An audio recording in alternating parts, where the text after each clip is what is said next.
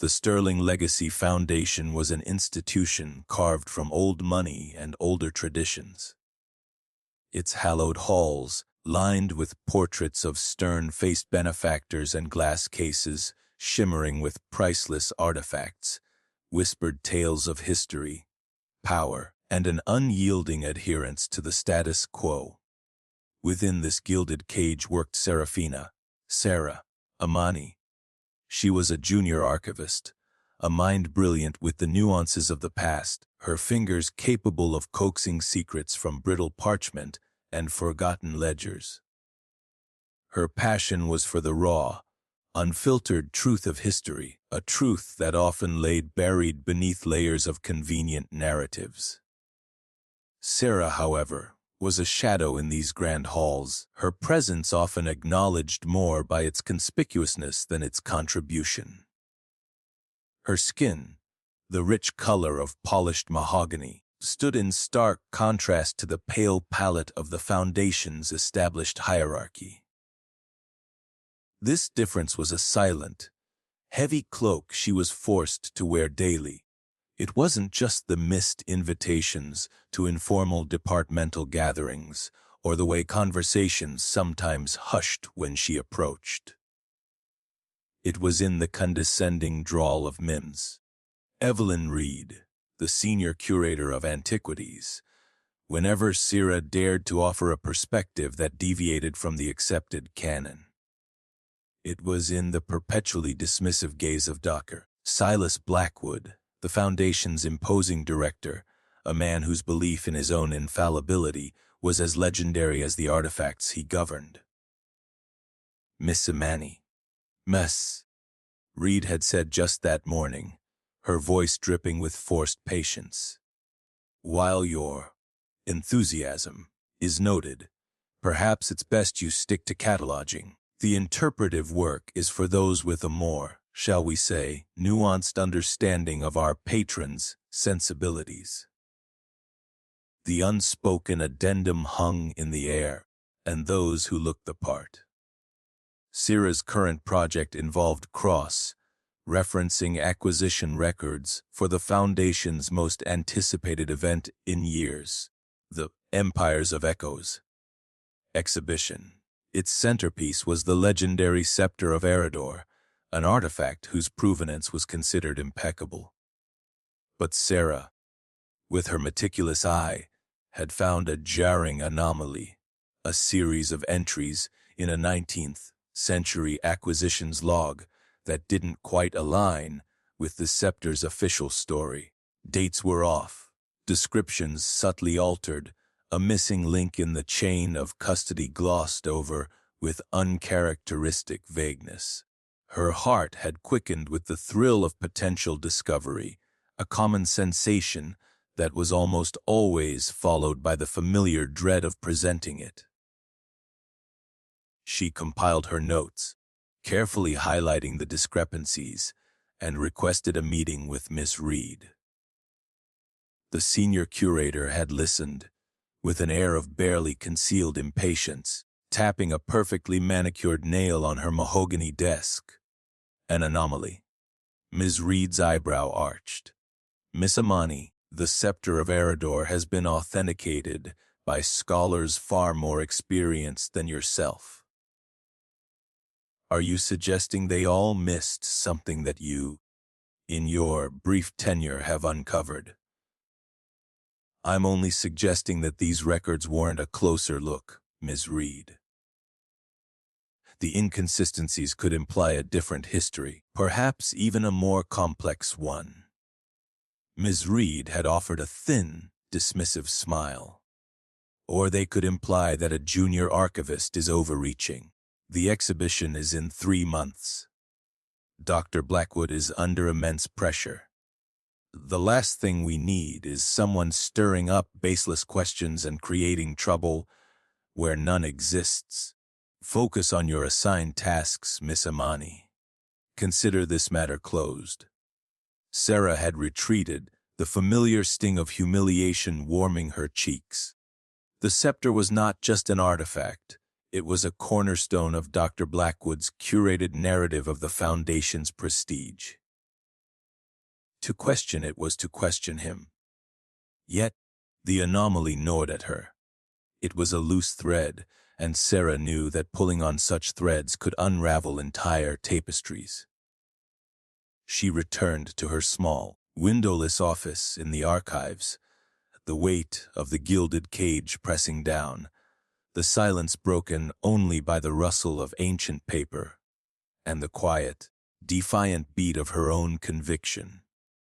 Mr. Alistair Sterling was a name synonymous with the Foundation, yet the man himself was an enigma. The last direct descendant of its founder, he was spoken of in hushed, reverent tones, a figure of immense wealth and influence who had, for decades, remained a distant patron, his presence felt through generous endowments rather than personal involvement. Now, in his late 50s, a widower with no children, profound loneliness had begun to settle around him, a quiet ache that the grandeur of his solitary estate could no longer soothe.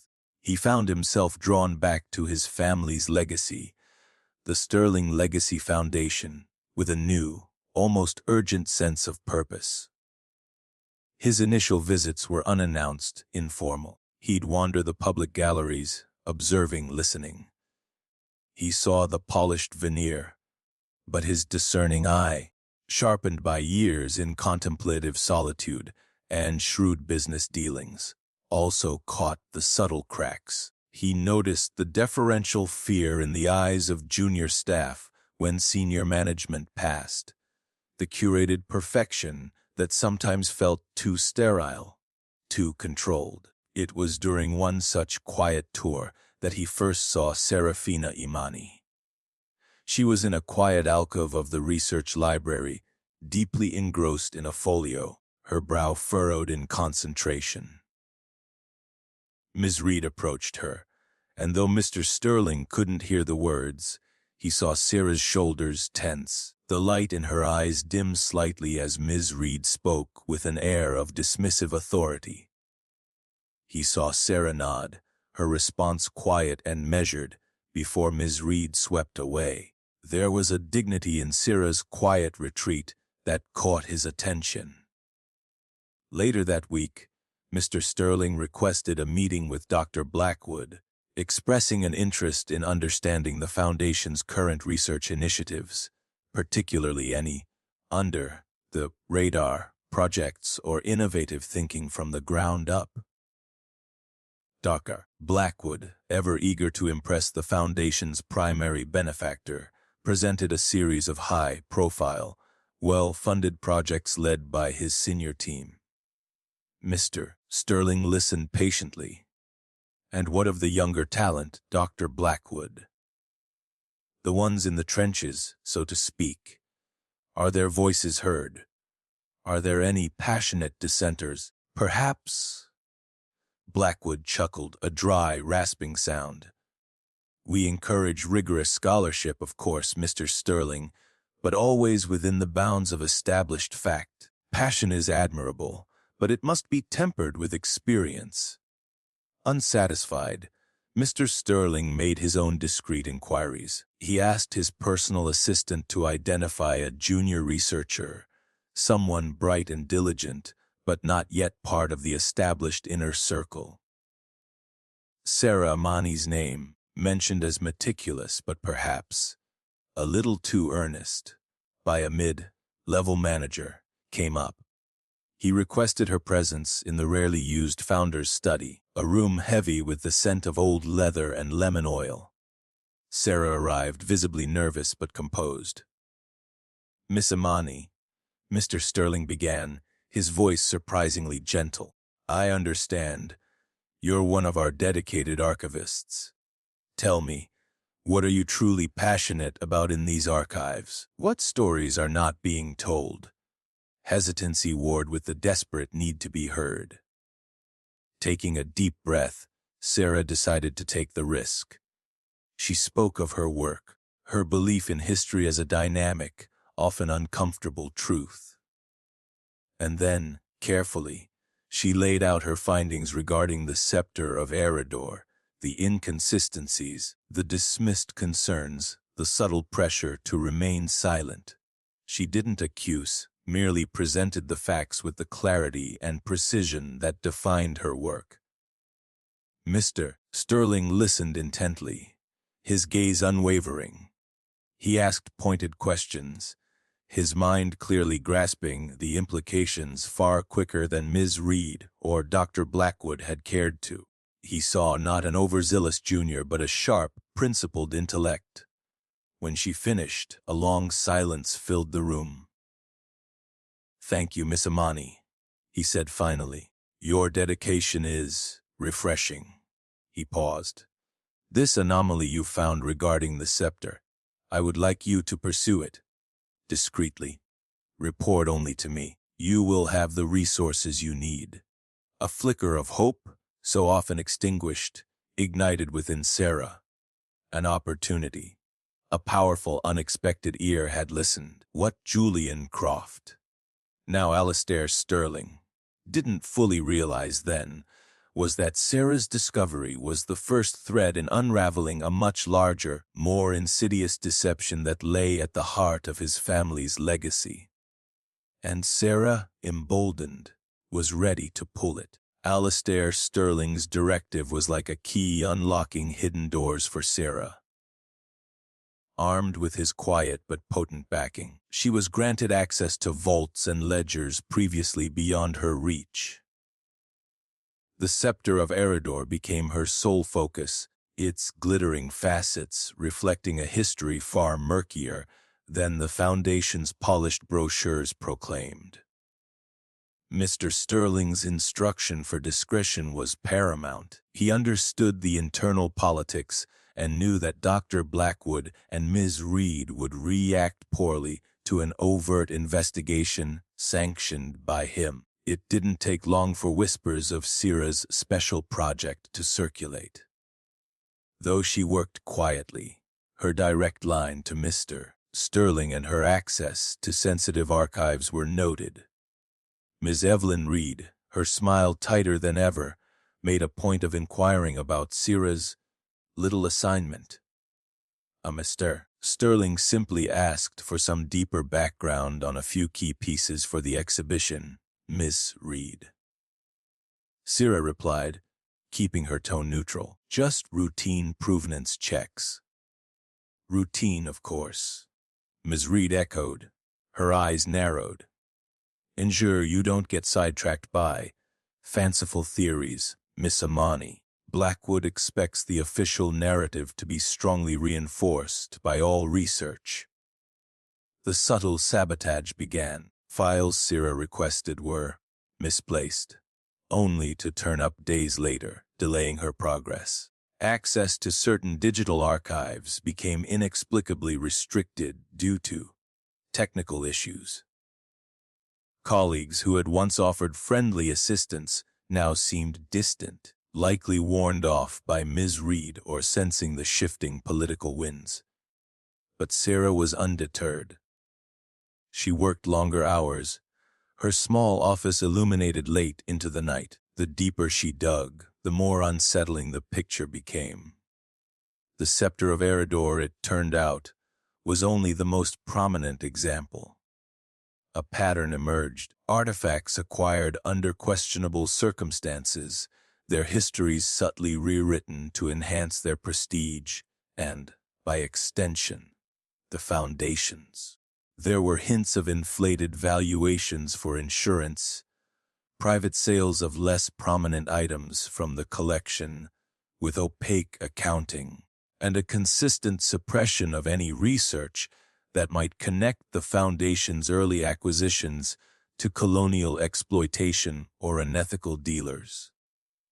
It was a systemic issue, a culture of carefully curated deceit that seemed to primarily benefit Dr. Blackwood, whose reputation was built on these very narratives, and Ms. Reed, his loyal enforcer, who enjoyed the perks of her senior position. Behind the scenes, Sarah confided in a coded email to Mr. Sterling. "It appears Finch and Thorne, Blackwood and Reed, were not just preserving a legacy, but actively profiting from its distortion. She detailed how inconvenient truths were buried, scholars who questioned them marginalized, and how the Foundation's acquisitions policy seemed designed to obscure rather than illuminate.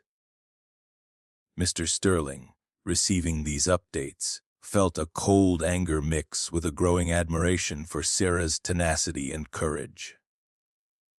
His family's legacy, entrusted to men like Blackwood, had been tarnished. He instructed Sarah to compile everything into a comprehensive report, ensuring every claim was backed by irrefutable evidence. Meanwhile, Dr. Blackwood and Ms. Reed were not idle.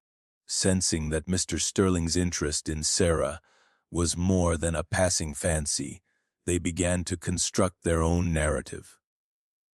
They would portray Sarah as an ambitious, misguided employee easily swayed by conspiracy, whose findings were merely misinterpretations of complex historical data, a narrative designed to discredit her entirely before Mr. Sterling's upcoming special board review, an event that was ostensibly about the Empires of Echoes exhibition, but was now shaping up to be something far more significant. Their carefully constructed domain was under threat, and they would do anything to protect it. The emergency board meeting, convened by Alistair Sterling under the pretext of a final review of the Empires of Echoes exhibition, hummed with an undercurrent of tension. The Foundation's board members, a collection of old guard philanthropists and influential city figures, settled around the long, polished mahogany table in the main conference room. Dr. Silas Blackwood stood at the head, flanked by Ms. Evelyn Reed, both appearing composed, even confident. They had prepared meticulously, their presentation designed to showcase the exhibition's brilliance and preemptively dismiss any minor archival discrepancies as trivial. Mr. Sterling, seated opposite Blackwood, began the meeting. Thank you all for attending. As we approach the launch of our most significant exhibition in decades, it's imperative we have full transparency and confidence in every aspect. He gestured towards Blackwood. Dr. Blackwood, Ms. Reed, your update, please. Blackwood launched into a polished presentation, his voice resonant and authoritative. He spoke of the scepter of Arador's majesty, the rigorous scholarship, the anticipated public acclaim. Ms. Reed followed, detailing the curatorial triumphs.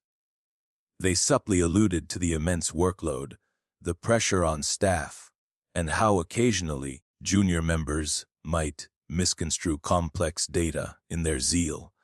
It was a masterful, preemptive strike aimed at discrediting Sarah before she could even speak. As they concluded, Mr. Sterling nodded slowly. Impressive, however. His gaze sharpened. I've been made aware of certain research findings that perhaps offer a different perspective. Miss Seraphina Imani, our junior archivist, has been conducting a thorough review at my request. Miss Imani, would you please share your findings with the board?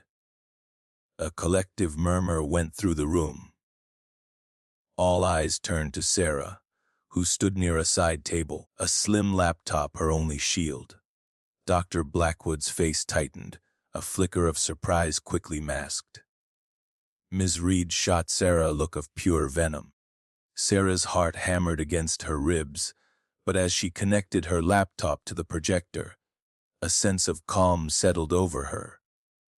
She had the truth on her side. She began to speak, her voice clear and steady, taking the board through her meticulous research. She presented scanned copies of the altered ledgers, highlighted the inconsistencies in provenance for the scepter, then expanded to show similar patterns with other key artifacts. She revealed inflated insurance valuations juxtaposed with lower actual purchase prices for items that had been quietly deaccessioned. the money trails obscured in convoluted subsidiary accounts. She showed internal memos where queries about unethical sourcing were deliberately shut down by Blackwood himself. The air in the room grew heavy. The polished veneer of the foundation was cracking before their eyes. "This is outrageous!" Dr. Blackwood finally interjected, his voice booming. "Mr. Sterling, this is a junior employee with a vivid imagination and clearly an agenda. Her interpretations are amateurish, her conclusions baseless."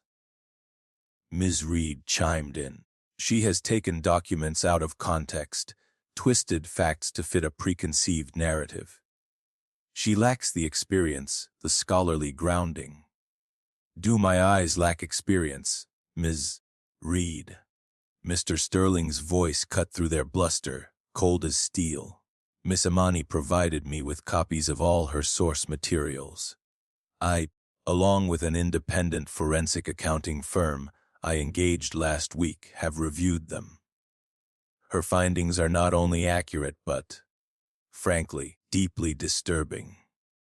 He signaled to his assistant, who began distributing a concise summary of Sera's report, along with the preliminary findings of the forensic accountants, to each board member. The color drained from Blackwood's face. Ms. Reed looked physically ill. Sera continued, now with growing confidence. "The issue is not just about the scepter of Eridor. It's about a systemic disregard for historical truth, a culture where prestige has been prioritized over integrity, and where the Foundation's resources have potentially been mismanaged for personal and reputational gain." One of the older board members, a respected historian who had long felt uneasy about Blackwood's autocratic style, spoke up. "I've had my own concerns about some of the attributions, Silas. My queries were always politely stonewalled. Others began to murmur agreement, sharing their own suppressed doubts. The confrontation was decisive. Sera's meticulous evidence, backed by Alistair Sterling's unwavering support and the independent verification, had dismantled Blackwood and Reed's defenses. Their carefully constructed facade of scholarly authority crumbled, exposing the rot beneath. The shaming Sera had endured, the dismissal of her intellect, because of her color and junior status, was now starkly irrelevant in the face of the undeniable truth she had brought to light. The fallout from the board meeting was swift and seismic. Dr. Silas Blackwood and Ms. Evelyn Reed were immediately suspended. The Empires of Echoes exhibition was put on indefinite hold.